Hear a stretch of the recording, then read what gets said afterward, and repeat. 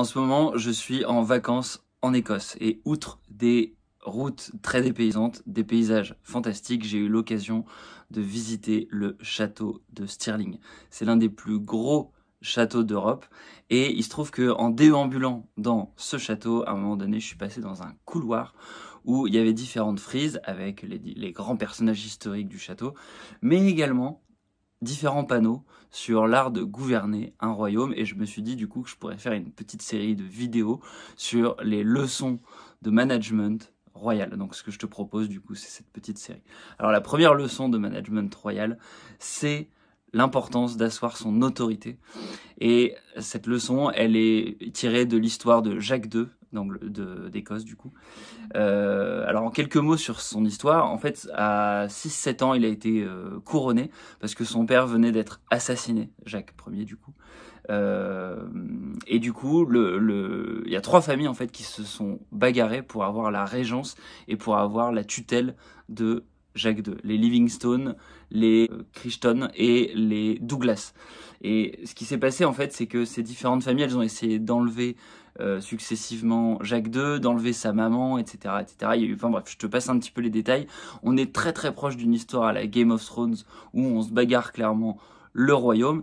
Et ce qui se passe, c'est que à la fin, c'est Alexander Livingstone qui arrive à avoir, il va soumettre en fait la mère de Jacques II, il va l'obliger à lui donner la tutelle de Jacques II, et à la fin, bah, du coup, c'est lui qui va diriger un petit peu le pays pendant quelques années, jusqu'à ce que Jacques II prenne son indépendance en se mariant avec une dame du coup française, et à ce moment-là, eh ben, il va faire emprisonner Alexander Livingstone, il va l'accuser de haute trahison avec le Parlement, et voilà comment l'histoire se finit. Et donc qu'est-ce qu'on peut tirer de cette histoire? Bah, on peut en tirer 2 choses.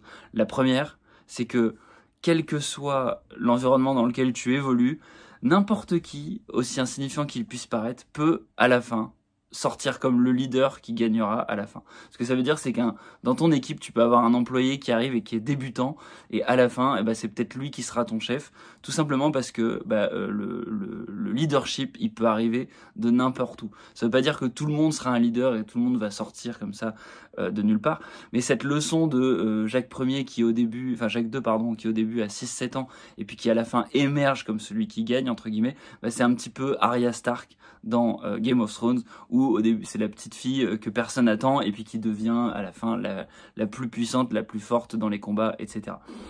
Donc ça c'est la première leçon. Et puis la deuxième leçon, eh ben, c'est qu'il faut faire attention à toujours penser au karma, c'est-à-dire que Alexander Livingstone, bah, en gros, en allant trop fort, en utilisant des subterfuges trop forts, mais à la fin, ça se retourne contre lui, et ben, tout simplement en faisant pas attention à ce qu'il a généré comme ressentiment peut-être, ou comme sentiment difficile chez Jacques II, et bah, à la fin, il perd tout simplement parce que bah, il n'a pas la reconnaissance de la personne qu'il a eue sous la tutelle. Voilà, donc c'était la leçon de management royal. J'espère que ça pourra te servir dans ta carrière. Et puis moi, je te dis à la prochaine pour une prochaine leçon de management royal. Ciao, ciao.